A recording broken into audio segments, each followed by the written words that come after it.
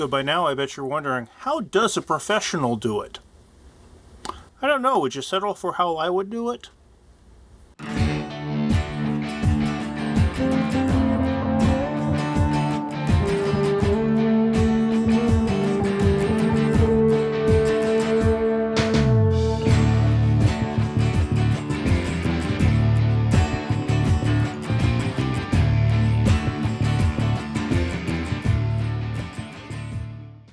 There's a lot of secrets to making your language really pop, but I think one of the best ones is to just look at how a lot of other people make their language pop, and it's getting the bones of everything right and then examining it sentence by sentence, word for word, and focus on what in the heck are we trying to do here? This is editing exercise number 2. I wanted to give you a good idea of how I would go about doing this assignment, just as an example. The first thing I did was I simply cut and pasted the text over to the side on the left, and I immediately realized a few things. It was double-spaced, obviously. There were these weird little indents, obviously, and I noticed that the second paragraph was long. When you have an extra long paragraph, you're going to want to find a way to divide it. Remember the shiny object principle. People have short attention spans, and we need to work with that.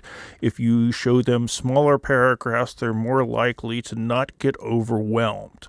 Second thing I did was I put this in memo format because that's how we're supposed to do things. So I added over here the to, from, subject, and date field. It felt really weird addressing something to me from me, but hey, you do what you gotta do. And then I looked for fonts. The font that I'm using for the headings, in this case, is Nueg Haas Grotesque NT, I think it's called. And then the font I decided on for the body was Day Roman. Now, I want to take a second to talk to you about the fonts and show you what a difference changing fonts can actually mean for your document.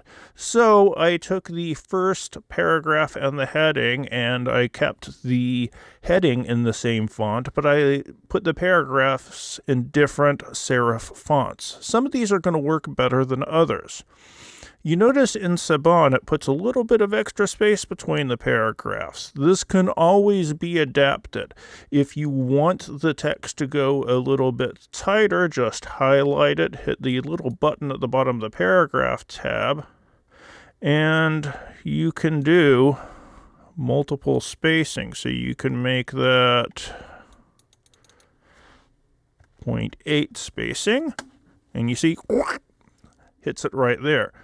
If you have one like the Adega serif down here that you thought you might want to make a little bit more space in between, do the same thing. Highlight it, hit the button, go to spacing, multiple, and you can toy around with what you got. 1.3, for instance, gives it just a little bit more breathing room. You don't want to go too much because you get close to a double-spaced font. You don't want double-spaced. You want just enough room in there to where you can distinguish the lines from each other. But you don't want so much that it looks like there's huge gaps. Now, these are all serif fonts. Californian is a fairly straightforward one. It's one that I see in a lot of people's stuff, and it's not worlds different from Times New Roman. And the same thing can be said about Mongolian Baiti, but they do give you slightly different looks. Letters are a bit darker in here. They're a bit lighter in here, and I think they're a little bit more spread out in Californian. Saban has, I think there is a larger difference between the capital letters and the little letters than there is, say, over in Lucida Bright, where everything is kind of high in terms of fonts. This is bigger, and that might work to your advantage or not. The weird thing you have to realize is that this is a 12-point font, and this is a 12-point font. And sometimes you might need to play around with the fonts a little bit because although I put the headings in 12-point and this in 12-point, they look more or less the same, whereas they look smaller here. If I was using a big font there, I'd want it to be slightly bigger here, so maybe pump this up to 14. and the ratio between them is preserved. Some fonts are going to work better than others. Adega Serif is a neat-looking font, but it's a little bit old-fashioned, and I don't really know if I'd want to use that if I was doing a formal report. Timeless is a nice, easily readable one without being quite as cramped as California is. It gives a little bit more space, even though the line breaks are in the same way.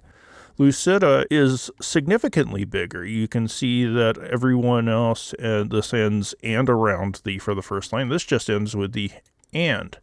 So the lines take up a bit more space. Mongolian Baiti looks a little bit small, but if you're looking for a compact text, if you need to fit in a lot of stuff, it's cool. However, not every serif font is going to work. Let me just show you some of the weirder ones that you could use if you felt like it. Goodfish. I can see uses for Goodfish. Would you want this in a formal document? No, not really. And I can see uses in other interesting ones. There's one I want to show you that looks a little bit pirate-like. Aha! Mermaid squash caps. Again, you would never really want to use this for body text, but it does have its uses in other places. Anyway, so that's the fonts. Now, the first thing I decided to do after I got the headings and the fonts decided, I landed on Day Roman because it's, again, easy to read, and it doesn't look too cramped, but it still looks formal. I realized that I'd want to get the formatting right, so I single-spaced everything, took the indentations off the 2 paragraphs, and then this was a very long paragraph. And when people approach long paragraphs, a little part of their brain starts to cloud over. So cutting it into smaller chunks, remember the chunking exercise, is always a good idea. So my best bit of advice there is to look for the keywords and phrases which tell you that you're starting to turn into a slightly different topic. I saw in one intriguing study right here. And what I like about this phrase is it shows that this paragraph is moving from general to specific. If I wanted to break the paragraph into still another one, it is not yet known also kind of signals a break. It's moving from talking about the study to long-term effects, and I can easily see that happening. However, I don't really want a 3-line paragraph in this case, so I will keep it all connected. So in one intriguing study shows moving from general to specific, so it's a good paragraph break. First sentence over here is Alzheimer's disease is a terrible affliction of the elderly in the United States and around the world. And whoever wrote this originally has a love for prepositional phrases. Is it a fiction of the elderly in the United States? And some of that you're not going to avoid. Why do you need to say in the United States and around the world? The world does include the United States, does it not? Alzheimer's disease is a terrible affliction of the elderly around the world. If you wanted to get rid of that that strikes the elderly around the world would make it a bit more verb heavy. Of the elderly is just, it's a bit more wishy-washy. Okay, over here, people are robbed of the disease of a lifetime of memories, and family members often care for patients who no longer recognize them. Again, prepositional phrase nightmare. The disease robs its victims. We have active verb tense over here. People are robbed by the disease. Why is the by the disease at the end? If you put it in the beginning, it puts more agency on the word disease. The disease robs its victims of a lifetime of memories. And family members often have to care for patients who no longer recognize them. Care for patients who no longer recognize them is good because in that second half of the sentence, we want to keep the focus on the family members and what they have to do. There can be years of round-the-care clock required to help an Alzheimer's patient, and such care is expensive. I changed that, so Alzheimer's patients can require years of round-the-clock care, and such care is expensive. I think it flows a bit better, and it's been a little while since we had a sentence starting with Alzheimer's, so the variety is okay there. Alzheimer's patients. The patients is the focus here. They require this, which is expensive. A heavy toll is taken by any stricken family by this disease. On any stricken family is a bit confusing. Is the family stricken by the disease, or is the person in the family stricken by the disease? The disease truly takes a heavy toll on both the patient and the family. Yeah, truly is an adverb, and adverbs aren't always the best thing. But here you want to emphasize that the disease takes a toll, and this is one way to pump that up a little bit. And by putting this on both the patient and the family, we mark that we're not focusing on just one of them. However, there's new hope offered by new research to those who fear they may develop the illness. However, new research offers hope because we want to focus on the new research offering hope. The rate of people affected by Alzheimer's in India is the lowest in the world, and scientists have been investigating possible reasons. Would I change that to? Scientists have been investigating why India has the lowest rate of people affected by Alzheimer's in the world. Focus on what the scientists are doing, and the second focus is on India having the lowest rate. Some scientists suspect, I just put that in there instead of, the Indian diet is considered by some scientists to be an answer. I thought some scientists suspect the Indian diet might provide an answer was a bit more direct. Plus, I just really like alliteration, and it makes it a little bit more light on the airs. There's a spice called curcumin that is common in Indian curries and is being tested by researchers. Let me highlight that. There is a spice called curcumin that is common in Indian curries, and it is being tested by researchers as a possible preventive medicine. I don't like that there is a spice called. So curcumin, a spice common in Indian curries, is being tested by researchers as a possible preventive medicine. Yes, this is a passive verb, and I'm fully aware of that, but passive verbs aren't completely forbidden if you can justify using them. In this case, I've already put the focus on the researchers and the scientists in the last few sentences, and what I want to stress here is the thing that is the subject of analysis. So in this case, a passive verb makes sense because I don't want the focus on the researchers. I want the focus on this thing which might be the miracle cure. In one intriguing study, a diet rich in curcumin was fed to laboratory mice bred to develop brain defects similar to those produced by Alzheimer's, and the result was the development of fewer brain defects in the mice during the aging process. Now it says brain defects twice, and it says develop twice. And you don't want that level of repetition. It's going to just kind of bore the reader to death. In one intriguing study, scientists fed a diet rich in curcumin to laboratory mice bred to develop brain defects similar to those produced by Alzheimer's. The results? Those mice developed fewer brain defects during the aging process. I probably could hunt for a synonym for brain defects, but I'm okay with it.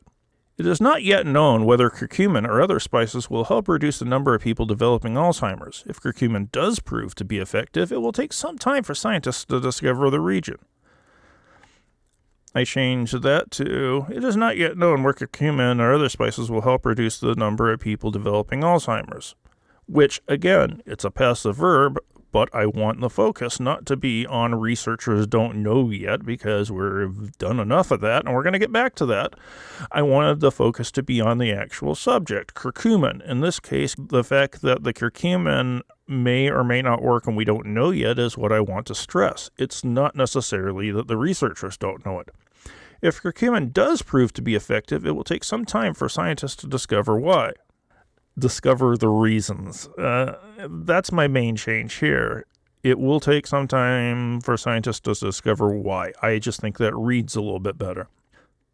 Someday, perhaps, there will be a currently unknown property of curcumin found by researchers that will reveal a solution to the puzzle of Alzheimer's. Someday, perhaps, researchers will discover a currently unknown property of curcumin, because the focus is on the curcumin, that will reveal a solution to the puzzle that is Alzheimer's. The puzzle that is Alzheimer's is a little bit arty for our case. I'm going with it because you need a little bit of narrative flair at this point. You don't necessarily want to just hit clinical. For the purpose of what we're doing here, it's a little bit of a poetic end, but if you're going to end poetically, there's advantages to it. Having a conclusion that does that kind of stuff, it might make the message stick in your head a little bit longer. And that's the job of a conclusion, isn't it? Now, I'm certainly not saying these are the only ways you could ever possibly edit this piece, but I think that it has a lot going for it. I think it makes it more direct. I think it makes it more easy to digest, and it keeps the reader engaged a little bit more than prepositional phrase nightmare that it was before. But I'll let you be the judge of that. At any rate, I just want to give you some level of insight as to what your instructor would do if it was up to him. And I hope it helps. See you next time.